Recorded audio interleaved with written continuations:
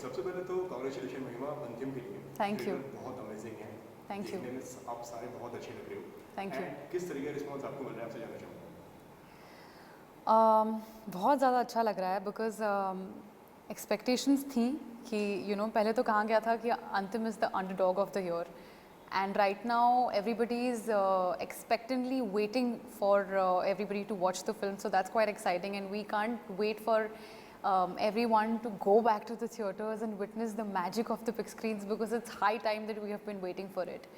And as far as Antim is concerned, as we all know, the story takes place in this village where there is development that takes place, how farmers and the village gets affected, how there's this boy in the village who wants to take a stand for their family, and how in the whole process of it he becomes a gangster. So it's his whole journey from becoming a village boy to a gangster. He doesn't understand the consequences, and according to him his approach is right, but when you look at it from a third person's point of view, he has really called for a blunder. But Antim, I think, is a journey between good or bad, good versus bad, and you don't know, maybe what's good for you is not the same for me, and vice versa. So that's like a gist of Antim that's there. Okay, अगर आपके character की बात करें, मंदा की अगर बात करें, जी। बताइए उसके बारे में, किस तरह का कैरेक्टर है। मंदा चाय वाली है और पूरे मार्केट यार्ड में वो एक अकेली लड़की है, and Manda is that kind of girl that you don't want to take panga with because she is someone who is very kadak, and she will take stand for herself when required. और सुलझी हुई है, vulnerable है, but कहीं ना कहीं आपको उसके अंदर वो स्पार्क और वो फायर नज़र आता है. As we have Salman sir's and Aayush character in the forefront, but there is this girl जो खुद के लिए स्टैंड लेगी विदाउट थिंकिंग अबाउट इसके आगे कॉन्सिक्वेंसेस क्या होंगे. और मेरे लिए वो कहीं ना कहीं इंस्पायरिंग थी बिकॉज उसकी भी एक आवाज़ है, वो भी उसकी भी एक, और हम उसे अलग अलग शेड्स में भी देखते हैं फिल्म में. You see her meeting for the first time when वो बोलती है कि पीने से पहले बोलना सीख. So there is confidence, there is spark, but then you know that there is something about her that attracts. But फिर आपने उसे गाने में देखा हुआ है. when you see Rahul Yaz and Manda's romantic angle, when you see there is this chemistry that is established, when you see Rahul Yaz propose Manda, so there is variation in range to Manda's character. Okay, काफ़ी जिस तरीके से आपने बताया, काफ़ी shades इस character में, प्यार है, रोमांस है, एक स्पार्क है, क्या क्या तैयारी करनी पड़ी इस कैरेक्टर के लिए?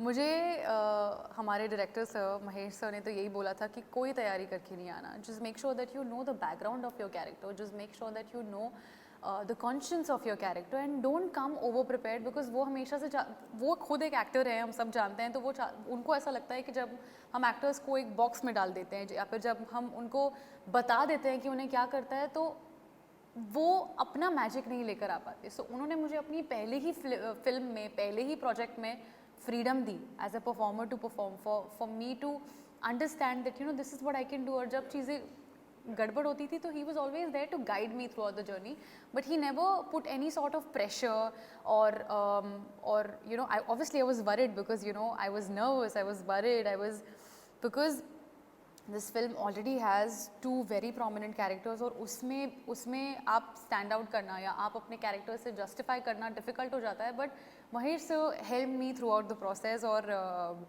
मतलब कौन उनका फ़ैन नहीं हो सकता. तो बिल्कुल उनका आसपास रहना ही मेरे लिए एक इंस्टीट्यूट की तरह था. He was nothing less than an institute for me, and बहुत कुछ सीखने को मिला उनसे.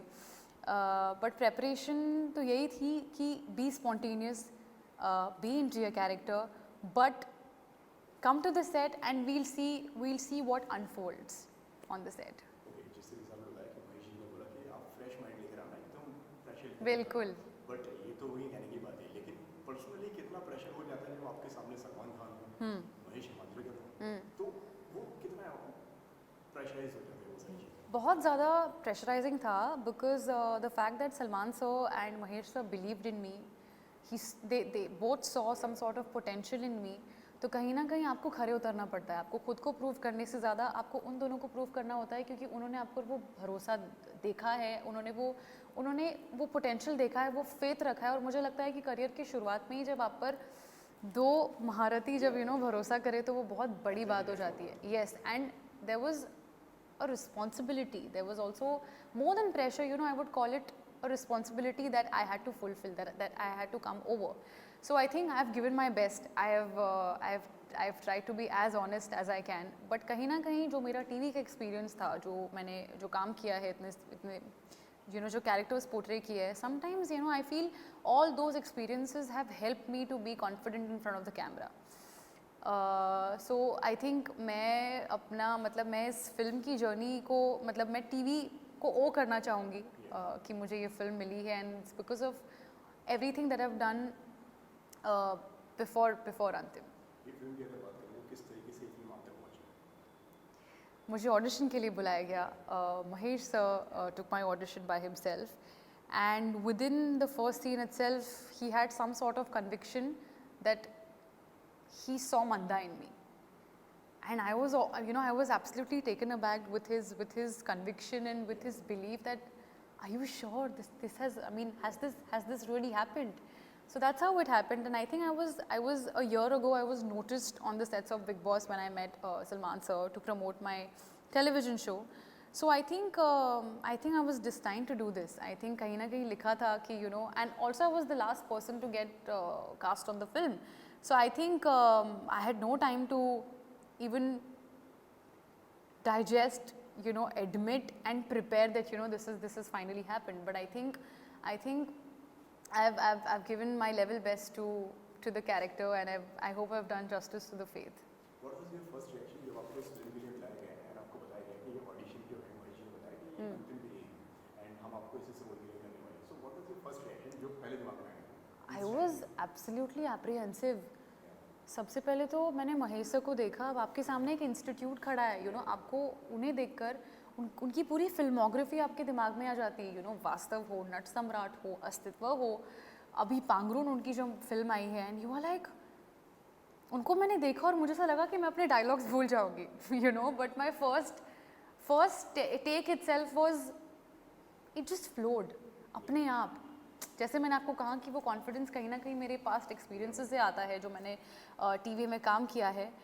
And I just gave it my best shot. But let me tell you, I was really hesitant and nervous, and I had, मैंने बिल्कुल नहीं सोचा था that I will be able to make it to अंतिम. Okay, जिस तरीके से मैं जानता हूँ कि आप ऑलरेडी सलमान सर से मिल चुके हैं बिग बॉस के सेट पर आप उस पर मिले हैं, फिर उसके बाद में फिल्म के सेट पर मिले, तो क्या किस तरीके का माहौल था सेट पर? सबको ऐसा लगता है कि सब काफ़ी डरे हुए होंगे, but he is an absolute fun person. And मतलब वो सेट पे आ जाते हैं और मुझे ऐसा लगता है कि he is magnificent. He not only lights up the screen, but he lights up everything around you. So उनके साथ स्क्रीन शेयर करना, उनके साथ स्टेज शेयर करना, उनके थ्रू मेरा डेब्यू होना बॉलीवुड में was nothing less than a dream. And जैसे मैंने कहा कि मतलब उनकी जो लर्निंग्स रही हैं वो काफ़ी उनकी भी जर्नी हार्ड वर्क, रेजिलियंस की रही है, तो उन्होंने भी मुझे यही सीख दी है, how I have to continue doing what I am doing. Okay, कोई टिप्स, कोई आइडियाज़ उन्होंने दिए सलमान सर ने? जिस तरीके जब मैंने उनके एक्टर से काफ़ी मैंने बात करी है, तो वो अपने आइडियाज़ देते हैं कि यार इस कैरेक्टर को ना, इसको डायलॉग किस तरीके से बोलो, इसको ऐसे करो. आई थिंक उनकी ख़ास बात यह है कि दो he has belief and faith in me, he wants me to find my own feet, to carve my own niche. वो चाहते हैं कि मैं जो भी करूं अपने आप करूं, because I don't know, he wants me to continue with the independent me that I am. So lessons तो यही रहे हैं कि कैसे मुझे हार्ड वर्किंग रहना है, कैसे हम एक्टर्स को बोला जाता है कि don't let the success enter into your head, and to have a thick skin. So ये कुछ चीज़ें हैं जो सलमान सर ने मुझे बताई है. But he just asked me to be my own and be what I am. Ayush तो मतलब आयुष के जर्नी को, आयुष के ट्रांसफॉर्मेशन को तो मैं मतलब बिल्कुल दाद देना चाहूँगी. He is given the film everything that he has. And मैं बस ये कहती हूँ कि if there is one actor that we all need to watch out for, then there is Aayush Sharma, because I couldn't have imagined any other person perform Rahul other than them. other than him because he is commendable. और बहुत अच्छे हैं, मतलब उनकी journey, उनका dedication बहुत ज़्यादा inspiring है. And he is also he's also been like a guiding light to me, you know. He's also made me befriend the changes of the working patterns from television to the Bollywood industry. So I know, you know, I know that I've already made my first friend in the industry, and he's someone who's absolutely generous, inspiring, and he's dedicated. So I hope his hard work would pay off. अगर इस film की अगर बात करें, आपकी अगर बात करें, इस जर्नी की अगर बात करें, 11 साल की जर्नी है, काफ़ी लंबी जर्नी रही है Yes. आपकी. किस तरीके से देखते हैं इस पूरी जर्नी को? कितनी टफ, कितनी आसान, कितनी मुश्किल है ये जर्नी आपकी? आई थिंक एक ऐसी जर्नी है जो शायद ही मैं वर्ड्स में डिस्क्राइब कर पाऊँगी.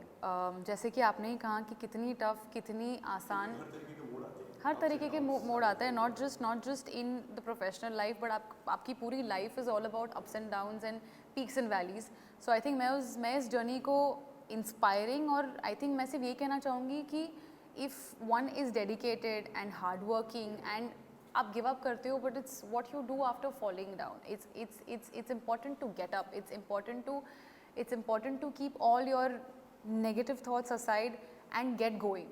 बिकॉज आई थिंक आपको विजन, अगर आपको पता है कि मुझे कहाँ पहुँचना है, तो फिर मैं नहीं कहूँगी ईजी होता है. ऑब्वियसली मेरी जर्नी, मैंने बहुत कम उम्र से काम करना शुरू किया है और काफ़ी सारे टेलीविजन शोज़ किए, but I wanted to break the pattern. But I wanted to see myself on the big screen, and you know that's how I have made it for myself. Okay, lastly 26 तारीख को film आ रही है, क्या कहना चाहेंगे आपके fans से? Please जाकर देखिए. अंतिम is coming out in the theatres. Please watch it in your nearest cinema halls. It's coming out on the 26th November. Antim, go watch it and yeah, love it. Thank you so much, Mahima, आपसे बात करने के लिए. Thank you, thank you, thank you, thank you. And thank you so much for the lovely. Thank you so much.